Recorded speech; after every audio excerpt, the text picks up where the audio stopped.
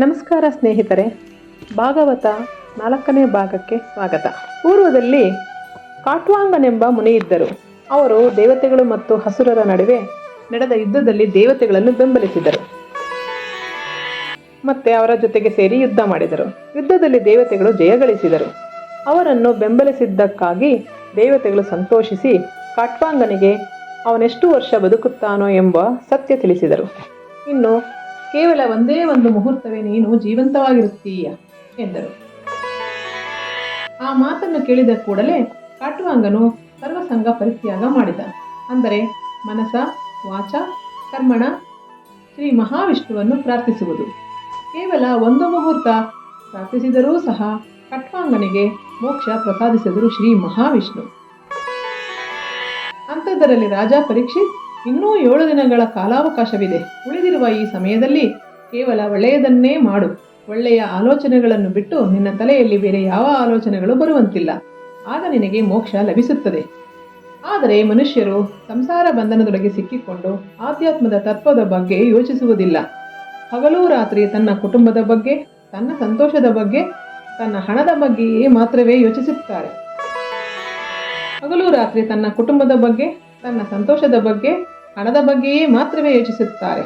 ಅವರ ಪೂರ್ವಿಕರನ್ನು ನೋಡಿಯೂ ಸಹ ಈ ದೇಹ ಶಾಶ್ವತವಲ್ಲವೆಂಬ ಸತ್ಯ ತಿಳಿದುಕೊಳ್ಳುವುದಿಲ್ಲ. ಮೋಕ್ಷ ಬೇಕೆಂದು ಬಯಸುವವನು ಕೋರಿಕೆಗಳನ್ನು ಜಯಿಸಿ ಇಂದ್ರಿಯಗಳನ್ನು ನಿಗ್ರಹಿಸಿ ಕೇವಲ ಭಗವಂತನನ್ನು ಮಾತ್ರವೇ ಮನಸ್ಸಿನಲ್ಲಿ ತುಂಬಿಕೊಳ್ಳಬೇಕು. ಪರೀಕ್ಷಿತ್, ಈ 7 ದಿನಗಳು ಈ ರೀತಿ ಮಾಡಿದರೆ ನಿನಗೆ ತಪ್ಪದೆ ಮೋಕ್ಷ ಪ್ರಾಪ್ತಿಯಾಗುತ್ತದೆ. ಅಂತಹ ಭಗವಂತ ಪರಬ್ರಹ್ಮನ ಸ್ವರೂಪದ ಬಗ್ಗೆ ನಿನಗೆ ಹೇಳುತ್ತೇನೆ, ಕೇಳು. ಪರಬ್ರಹ್ಮ ಎತ್ತರವಾಗಿ ಸೂಕ್ಷ್ಮವಾಗಿರುತ್ತಾರೆ. ಭೂತ, ಭವಿಷ್ಯತ್, ವರ್ತಮಾನಗಳು ಅವರೊಳಗೆ ಇರುತ್ತದೆ. ಭೂಮಿ, ನೀರು, ತೇಜಸ್ಸು, ಗಾಳಿ, ಆಕಾಶ, ಅಹಂಕಾರ ಮತ್ತು ಮಹತ್ ಎಂಬ 7 ಪೊರೆಗಳಾಗಿ ಅವರ ರೂಪವಿರುತ್ತದೆ. ಅವರ ಪಾದಗಳ ಪ್ರಾಂತ್ಯವೇ ಪಾತಾಳ ಲೋಕ. ಪಾದಗಳ ಮೇಲಿನ ಪ್ರಾಂತ್ಯವೇ ರಸಾತಳ. ಅದಕ್ಕೂ ಮೇಲೆ ಮಹಾತಲ. ಅದರ ಮೇಲೆ ಮೊಣಕಾಲಿನ ಕೆಳಗೆ ತಲಾತಲ. ತೊಡೆಗಳು ಅತುಲ ವಿತುಲಗಳು, ಮೊಣಕಾಲು ಸುತಲ. ಅವರ ನಾಭಿ ಆಕಾಶ. ಅವರ ವಕ್ಷಸ್ಥಳ ನಕ್ಷತ್ರಪುಂಜ. ಅವರ ಕಂಠ ಮಹರ್ಲೋಕ. ಅವರ ಮುಖ ಜನರ್ಲೋಕ. ಅವರ ಹಣೆ ತಪೋರ್ಲೋಕ. ಅವರ ತಲೆ ಮಹರ್ಲೋಕ. ಅವರ ಭುಜಗಳು ಇಂದ್ರ ಮೊದಲಾದ ದೇವತೆಗಳು. ಕಿವಿಗಳು 4 ದಿಕ್ಕುಗಳು. ಅವರ ಮೂಗು ಅಶ್ವಿನಿ ದೇವತೆಗಳು. ಅವರ ಬಾಯಿ ಅಗ್ನಿಹೋತ್ರ. ಅವರ ಕಣ್ಣುಗುಡ್ಡೆಗಳು ಅಂತರಿಕ್ಷ. ಅವರ ಕಣ್ಣುಗಳು ಸೂರ್ಯ. ಅವರ ದವಡೆ ನೀರು. ಅವರ ನಾಲಿಗೆ ರಸಗಳು. ಅವರ ಬ್ರಹ್ಮರಂಧ್ರಗಳು ವೇದಗಳು. ಅವರ ಕೋರೆಹಲ್ಲು ಯಮ. ಅವರ ನಗು ಜಗನ್ಮೋಹನಾಕಾರ. ಅವರ ಕಟಾಕ್ಷ ದೃಷ್ಟಿಯೇ ಸಂಸಾರ. ಅವರ ಮೇಲ್ತುಟಿ ಲಜ್ಜೆ, ಕೆಳಗಿನ ತುಟಿ ಲೋಭ. ಸ್ತನಗಳು ಧರ್ಮ. ಅವರ ಪೃಷ್ಠಿಭಾಗ ಅದೃಷ್ಟ. ಅವರ ಲಿಂಗ ಪ್ರಜಾಪತಿಗಳು. ಅವರ ಮೂಳೆಗಳು ಪರ್ವತಗಳು. ಅವರ ಹೊಟ್ಟೆ ಸಮುದ್ರ. ಅವರ ನಾಡಿಗಳು ನದಿಗಳು. ಅವರ ರೋಮಗಳು ವೃಕ್ಷಗಳು. ಅವರ ಉಸಿರು ವಾಯು. ಅವರ ಗಮನ ಕಾಲ. ಅವರಾಡುವ ಆಟವೇ ಜೀವಿಗಳು. ಅವರು ಧರಿಸುವ ವಸ್ತ್ರ ಪ್ರಕೃತಿ. ಅವರ ಅಹಂಕಾರ ರುದ್ರ ಸ್ವರೂಪ. ಅವರ ಉಗುರು ಕುದುರೆಗಳು, ಆನೆಗಳು, ಒಂಟೆಗಳು ಮುಂತಾದ ಪ್ರಾಣಿಗಳು. ಅವರ ಬುದ್ಧಿ ಸ್ವಯಂಭೂಮನು. ಅವರ ನಿವಾಸ ಪುರುಷರು. ಅವರ ಸ್ವರ ಗಂಧರ್ವರು, ವಿದ್ಯಾಧರರು, ಚಾರಣಿಗಳು ಹಾಗೂ ಅಪ್ಸರೆಯರು. ಅವರ ವೀರ್ಯ ಅಸುರರು. ಅವರ ಮುಖ ಬ್ರಾಹ್ಮಣರು. ಅವರ ಬಾಹುಗಳು ಕ್ಷತ್ರಿಯರು. ಅವರ ತೊಡೆಗಳು ವೈಶ್ಯರು. ಅವರ ಪಾದಗಳು ಶೂದ್ರರು. ವಸು ರುದ್ರ ಮುಂತಾದವರು ಅವರ ಯಜ್ಞಕ್ರಿಯೆಗಳು. ರಾಜ ಪರೀಕ್ಷಿತ್, ಇನ್ನೂ ಅನೇಕ ಅವರ ದೇಹದಲ್ಲಿಯೇ ಇರುತ್ತದೆ. ಇದೇ ಭಗವಂತನ ವಿರಾಟ್ ಸ್ವರೂಪ. ಈ ಮನೋಹರ ರೂಪವನ್ನೇ ನೆನೆಸಿಕೊಂಡು ಪ್ರಾರ್ಥಿಸು. ಆ ರೀತಿ ಮಾಡುವುದನ್ನೇ ಧಾರಣೆ ಎನ್ನುತ್ತಾರೆ. ಈ ರೀತಿ ಮಾಡಿದಾಗ ಬೇಗನೆ ನಿನಗೆ ಮೋಕ್ಷ ಲಭಿಸುತ್ತದೆ. ಇದರ ನಂತರದ ಕ್ರಮ ಮುಕ್ತಿ ಮಾರ್ಗ ಎಂಬುದೊಂದಿರುತ್ತದೆ. ಅದರ ನಂತರ ಸರ್ವೋತ್ತಮ ಗತಿಯನ್ನು ಗಳಿಸಬಹುದು.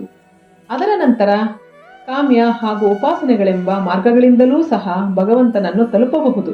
ಒಬ್ಬೊಬ್ಬ ದೇವರಿಗೆ ಒಂದೊಂದು ಉಪಾಸನೆ ಇರುತ್ತದೆ.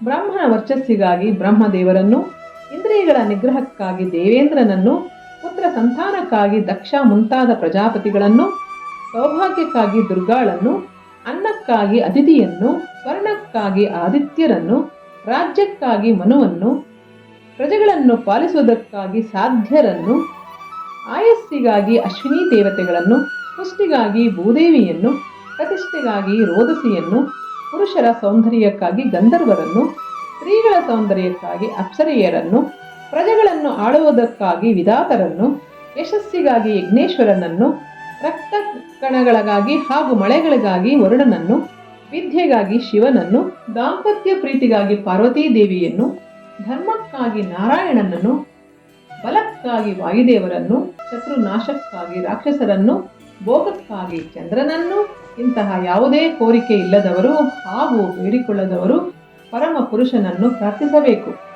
ಹಾಗಾಗಿ ಎಲ್ಲ ಕೋರಿಕೆಗಳಿಗಾಗಿ ಅಥವಾ ಮೋಕ್ಷಕ್ಕಾಗಿ ಶ್ರೀ ಮಹಾವಿಷ್ಣು ಒಬ್ಬರನ್ನು ಪ್ರಾರ್ಥಿಸಿದರೆ ಸಾಕು. ಪರೀಕ್ಷಿತ್ ಮಹಾರಾಜ ಈಗ ಇಂತಹ ಯಾವುದೇ ಕೋರಿಕೆಗಾಗಿ ಇವರನ್ನು ಪ್ರಾರ್ಥಿಸಬೇಕು. ಈ ಕೋರಿಕೆಯನ್ನು ಬೇಡಿಕೊಳ್ಳದವರು ಪರಮ ಪುರುಷನನ್ನು ಪ್ರಾರ್ಥಿಸಬೇಕು. ಹಾಗಾಗಿ ಎಲ್ಲ ಕೋರಿಕೆಗಳಿಗಾಗಿ ಅಥವಾ ಮೋಕ್ಷಕ್ಕಾಗಿ ಶ್ರೀ ಮಹಾವಿಷ್ಣು ಒಬ್ಬರನ್ನು ಪ್ರಾರ್ಥಿಸಿದರೆ ಸಾಕು. ಪರೀಕ್ಷಿತ್ ಮಹಾರಾಜ ಈಗ ಆ ಜಗನ್ನಾಟಕ ಸೂತ್ರಧಾರಿಯ ಅವತಾರಗಳ ಬಗ್ಗೆ ಹೇಳುತ್ತೇನೆ ಕೇಳು ಎಂದರು ಶುಕಮುನಿಗಳು. ಶ್ರೀಮನ್ ಮಹಾವಿಷ್ಣುವಿನ ಅವತಾರಗಳ ಬಗ್ಗೆ ಮುಂದಿನ ಎಪಿಸೋಡ್ನಲ್ಲಿ ತಿಳಿಯೋಣ.